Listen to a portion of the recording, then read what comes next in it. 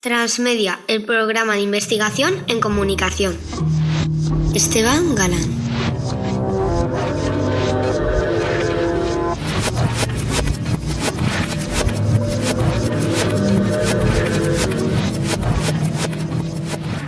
Decía aquel actor estadounidense que la política es el arte de buscar problemas, encontrarlos, hacer un diagnóstico falso y aplicar después los remedios equivocados. Nuestro invitado es un periodista que devino en investigador y hoy es profesor de la RMIT University de Melbourne, en Australia.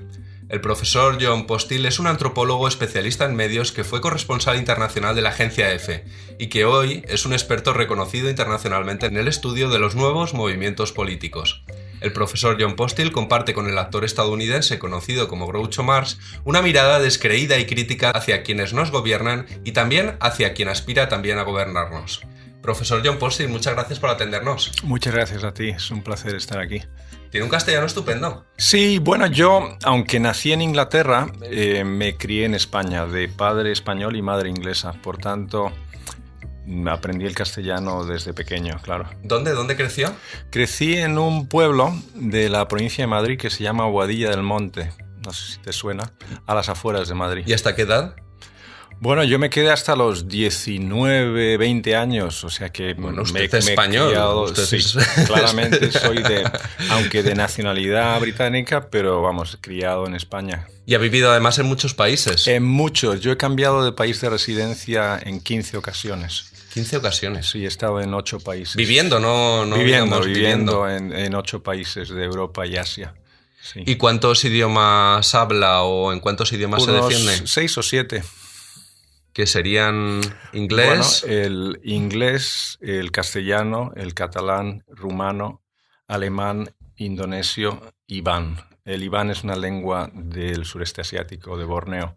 ¿Se podría decir de alguna manera que usted es un investigador global? Bueno, global no. He trabajado sobre todo en Europa y en el sureste asiático, más en el sureste asiático. Pero sí que me gusta en mi trabajo intentar trabajar de forma comparativa. El trabajo que estoy haciendo ahora miro estudios que se han realizado en varios continentes. En este Café con Micro que está compartiendo con nosotros nos gusta siempre introducir el juego y en este momento pues le acerco mi ordenador portátil, ahí aparece una imagen, no sé si se identifica la persona de la imagen. Sí, lo identifico. ¿Puedo decir de quién se trata? Sí, por supuesto. O que lo adivine por supuesto. Se trata de Manuel Castells. ¿Y quién es Manuel Castells?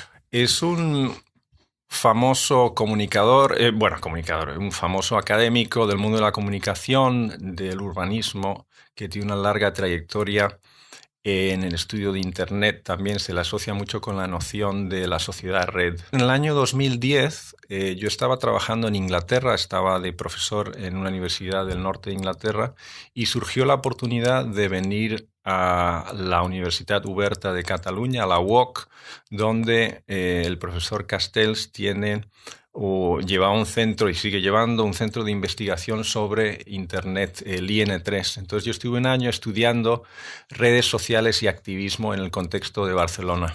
Usted llega a España, vuelve porque ya había vivido, pero claro. En 2010, ¿y qué pasa en España en 2010 cuando usted...? Fue una situación muy interesante porque cuando yo llegué a Barcelona fue un día después de una enorme manifestación a favor de la independencia, o mejor dicho, en contra del Tribunal Constitucional. Entonces hubo esa manifestación, empezó lo que ahora se conoce como el movimiento independentista, esta nueva oleada de independentismo, y al mismo tiempo yo estaba ya interesado en lo que se llama a veces la tecnopolítica o los derechos digitales. ¿Qué es la tecnopolítica? Esto es un término que se usa bastante en España. De hecho, en el Estado español se habla bastante de la tecnopolítica. Es la intersección entre lo tecnológico y lo político. Es cuando activistas de ámbitos diferentes toman un interés por ver cómo se pueden utilizar nuevas tecnologías para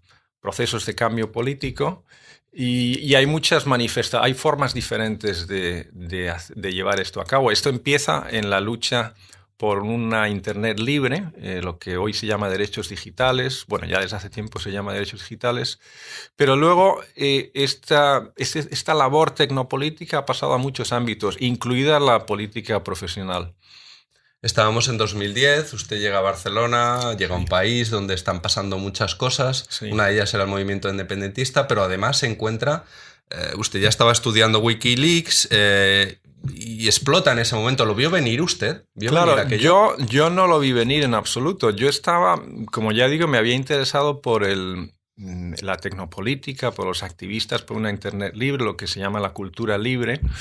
Y a mí me sorprendió, como a mucha gente, el hecho de que cuando el Wikileaks en noviembre del 2010 libera todos estos cables del Departamento de Estado norteamericano y este se convierte en un enorme fenómeno mediático y político por el cual de pronto empezamos a conocer más acerca de Julian Assange, de su organización Wikileaks, y estos cables tienen un impacto tremendo, no solo en los Estados Unidos, sino mundialmente, incluso en España tiene un impacto directo sobre lo que entonces era la lucha en contra de la ley Sinde. ¿Qué fue la ley Sinde? Bueno, en principio la forma en la que se planteó la ley Sinde desde el PSOE, desde el partido que gobernaba entonces, se planteó como una ley que defendía la propiedad intelectual, que defendía contra la piratería online. Pero claro, desde el punto de vista de los activistas de Internet se veía como una ley que restringía los derechos digitales, que limitaba la posibilidad de compartir información, de compartir documentos de una Internet libre. Se veía como una ley que coartaba, que limitaba la libertad online. Y de repente se liberan una serie de datos que demuestran que... Se demuestra que el gobierno norteamericano y los lobbies de la industria cultural norteamericana estaban detrás de la ley Sinde. Por eso se le bautiza como la ley Biden-Sinde en honor al vicepresidente norteamericano de aquel entonces, Biden. El gobierno norteamericano y los lobbies de Hollywood, de la industria musical, de varios lobbies culturales, llevaban mucho tiempo presionando no solo al gobierno de España, sino a gobiernos, al de Francia, al de Reino Unido, por todo el mundo. Tenían una estrategia de proteger las industrias culturales a base de animar, por así decirlo, presionar a gobiernos supuestamente soberanos a que cambiaran su legislación de copyright. Transmedia. Esteban Galán.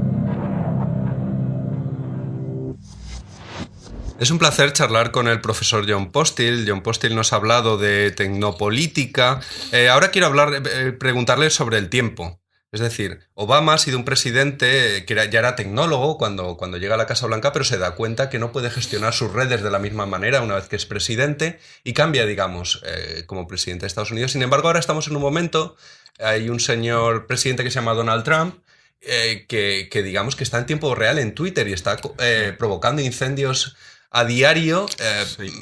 Es decir, el tiempo a veces puede ser incluso más importante que la ideología. Es decir, el hecho de hacer política en tiempo real, ¿qué repercusiones puede tener? Sí, esto es un fenómeno que es nuevo en el sentido de que hasta ahora no había habido un presidente de los Estados Unidos que funcionase de esa forma, como dices, en tiempo real, a base de Twitter, lo que algunos llaman gobierno por Twitter o a través de Twitter. Está ya teniendo impactos muy rápidos, ha provocado todo tipo de reacciones en contra, no solo en Estados Unidos, pero internacionalmente también. Entonces, no sabemos qué repercusiones va a tener. Tiene una forma de actuar, de comunicarse muy directa, pero no es, por supuesto, simplemente comunicación. Es una comunicación que tiene efectos casi inmediatos, ¿no? Y muchos de ellos impredecibles. ¿Y por qué comunicar en tiempo real en Twitter no es una democracia participativa? ¿O sí lo es? No es una... Claro, la noción de democracia participativa es bastante polisémica, bastante ambigua. Hace partícipe a los ciudadanos en tiempo real de la toma de decisiones, aparentemente con transparencia. Pregunto, ¿es democracia participativa? Podríamos, es muy buena la pregunta, esta desde luego no me la esperaba. Se puede decir que desde luego hay bastante transparencia, es un tipo de transparencia, es verdad, y se crean unas dinámicas, por supuesto Twitter te permite la posibilidad de contestar igual de rápido. He oído muchos casos de tweets que fueron una respuesta a algo que había tuiteado Donald Trump y, por supuesto, la industria mediática de todo el mundo está utilizando estos tweets constantemente porque tienen un gran interés mediático. Entonces, es una forma novedosa, no tenemos una experiencia, no es la forma acostumbrada. Por ejemplo, una de las primeras cosas que sucedieron fue cuando habló por teléfono con la presidenta de Taiwán y que causó un conflicto diplomático de primer orden, y esto rápidamente saltó a Twitter también. Entonces Twitter se ha convertido en una plataforma muy central a esta labor de comunicación. En cualquier caso es difícil definirlo todavía, pero da miedo. Sí, realmente da miedo. No es solamente porque, claro, ahí habría que tener cuidado no de culpar a Twitter de la forma de actuar de Donald Trump, pero sí que, claro, una cosa que no sabemos, una incertidumbre, es hasta qué punto Twitter puede crear un contrapeso, una respuesta, hasta qué punto las fuerzas que se oponen a Trump, y por supuesto, como sabemos, Trump tiene muchos enemigos, tanto en Estados Unidos como fuera. Lo que no sabemos aún es hasta qué punto, a través de ese mismo medio, se puede crear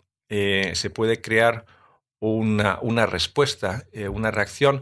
Lo que se viene diciendo hasta ahora, lo que parece haber sido la trayectoria de Trump desde hace mucho tiempo ya, durante toda la campaña electoral y hasta ahora, hay gente que ya viene advirtiendo, no desde comer al troll, que los medios de comunicación y las redes sociales, cada vez que responden o cada vez que se toman en serio lo que dice Trump, le están ayudando. En lugar de socavar su popularidad, le están dando todavía más proyección entre los que le apoyan. Transmedia.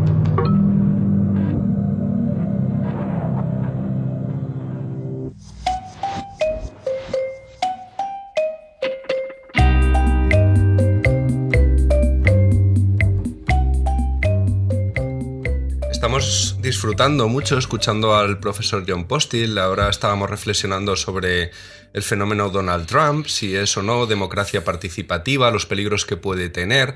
Sin embargo, igual tampoco es un fenómeno tan nuevo, sí, la tecnología, pero bueno, usted conoce de sobra muchas dictaduras que han, digamos, eliminado la representatividad y han utilizado esa democracia directa a través del sufragio con medios controlados y, digamos, donde ellos se han erigido en el representante directo del pueblo. Sí, es verdad que hay precedentes de autócratas, dictadores o de gente con tendencias autoritarias, porque Trump todavía no es un dictador, pero claramente tiene tendencias autoritarias. La diferencia ahora es que ya no se puede tener un control total de los medios. De hecho, como sabemos, muchos de los medios norteamericanos están en contra de Donald Trump, y lo que sí puede hacer él es utilizar esa presencia mediática para que su propia posición, que su apuesta política quede muy clara, sin un mediador, aunque tampoco sabemos hasta qué punto se le está aconsejando. No, eso no se sabe bien. Se sospecha que tiene bastante libertad de maniobra cuando se trata de enviar los tweets, pero también se advierte que hay gente en su entorno que trata de clarificar lo que quiso decir, por así decirlo, que trata de moderar algunas de las cosas o limitar el daño que puedan hacer algunas de esas declaraciones por Twitter y otros medios. Lo que sí sabemos es que es un entorno, un paisaje mediático muy dinámico y que hay un gran elemento de sorpresa y no hay un guión, lo que no tenemos ahora en este momento político, por lo cual la política se ha convertido en una industria de entretenimiento tremenda. A nivel internacional, yo creo que nunca hemos vivido un momento en el que la política ha sido tan entretenida como ahora, lo cual demasiado, quizás. Quizá demasiado entretenida, sí. Yo creo que quizá... ¿Y qué nos ha pasado en el último año? Colombia, un referéndum donde los sondeos se equivocan. Estados Unidos, unas elecciones donde los sondeos se equivocan. Sí. El Brexit. Yo, como antropólogo, puedo arrimar un poco el ascua a mi sardina y podría decir que nos ha faltado conocimiento sobre el terreno, nos ha faltado estudios etnográficos o estudios cualitativos sobre el terreno para entender realmente quién es esta gente que ha votado Brexit, que ha votado a Trump, etc. Se ha entendido poco la realidad de esta gente, quiénes eran, su propia diversidad. Pues yo recuerdo cuando se anunció lo de Brexit, el tremendo shock por redes sociales en entornos académicos, británicos, europeos, y la falta de entendimiento. La primera reacción fue: esto es terrible, estos son unos xenófobos, esto es puro racismo. Luego, claro, empiezas a mirar un poco más de cerca y es más complicado. Te empiezas a dar cuenta de que realmente esto es un proceso que venía de muy atrás, de políticas neoliberales en las que no se ayudaba a la clase trabajadora y a la clase media. Es solo cuando hemos llegado a estos shocks en Inglaterra. Y se ha socavado la socialdemocracia en paralelo también. Exacto. Que era un dique. Ese proceso de políticas neoliberales, de apoyo a lo que se llama el mercado libre, que no suele ser tan libre, que suelen controlar oligopolios y élites pequeñas. Ya en círculos académicos ya venimos hablando de esto 30 o 40 años. Pero lo que sucedió en Inglaterra, un contexto que conozco bastante bien, lo que sucedió en Inglaterra, por ejemplo, es que se simplificaba mucho. Se decía, por ejemplo, claro, es que la gente que votó Brexit les lavaron el cerebro desde los tabloides. Pero son explicaciones demasiado simplistas. Echarle simplemente la culpa a un medio o a alguien que ha sido engañado es demasiado simplista. La realidad sociológica tardaremos mucho tiempo en comprenderla, pero lo que sí sabemos es que no es tan sencillo como decir, les han engañado, por eso votaron eso. No, siempre hay algo más, una realidad más compleja detrás. Transmedia. Esteban Galán. Estamos terminando una maravillosa e inspiradora conversación con el profesor John Postil. ¿Podría recomendar un libro a los selectos pabellones auditivos que ahora mismo nos escuchan? ¿Pueden ser 2 libros o solo uno? Pueden ser 2, tratándose de usted. Bien, entonces hay un libro muy bueno de una periodista angloamericana que se llama Heather Brooke, Brooke, Heather Brooke, que salió en el año 2011, creo recordar, que ella termina su investigación cuando empiezan las protestas, las manifestaciones en el mundo árabe, en Túnez. Se llama The Revolution Will Be Digitized. The Revolution Will Be Digitized. Es muy interesante porque sigue la trayectoria de Julian Assange, de otra gente del mundo de Wikileaks, cuando la mayoría de nosotros no los conocíamos, y establece un lazo directo entre la tecnopolítica y los nuevos movimientos sociales, las protestas sociales que empiezan en el mundo árabe y luego se extienden. Es muy interesante. Y luego el segundo libro que recomendaría para entender la tecnopolítica norteamericana, que es la dominante, ¿no? La narrativa dominante, es un libro de Fred Turner, que se llama From Counterculture to Cyberculture. From Counterculture to Cyberculture, de la contracultura a la cibercultura.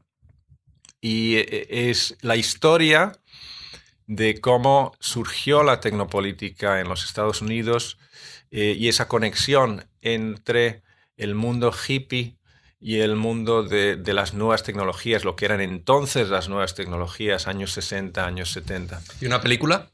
Bueno, hay una película, la de Snowden no está mal, esta que ha salido hace poco de Snowden, pero es mejor el documental que se llama Citizen4. Citizen4, este documental que creo que ganó un Oscar, que es sobre cómo Snowden negoció con los periodistas del periódico Guardian y tal. Es muy interesante todo el proceso de sacar al público, de revelar toda esta información. Usted hoy es un académico reconocido en todo el mundo, pero esto no siempre fue así. Usted probablemente ha necesitado referentes, guías, mentores. Bueno, yo he tenido la suerte de pasar por departamentos de antropología donde se hacía un trabajo muy bueno. Es difícil. Bueno, te he mencionado a estos dos, a Brooke y a Turner. Me ha gustado mucho la antropología histórica, aquellos autores que, por ejemplo, Eric Wolf, que tiene un libro fantástico que se llama Europe and the People Without History, Europa y la gente, los pueblos sin historia. es un título irónico, por supuesto. Eric Wolf, que era antropólogo e historiador. También me ha gustado mucho la obra del historiador Tony Judt, J-U-D-T, que tiene un libro fantástico que se llama Posguerra, Post-War, de la posguerra en Europa. Hay muchos. Esos son los que se me ocurren así a bote pronto. Profesor Jon Postel, ha sido un placer. Muchas gracias a ti. Ha sido una conversación, preguntas difíciles, pero ha sido un encuentro muy bueno. Me das mucho que pensar. Ahora me iré pensando en el tren sobre todas estas cuestiones. Más contenidos en comtransmedia.com. Transmedia.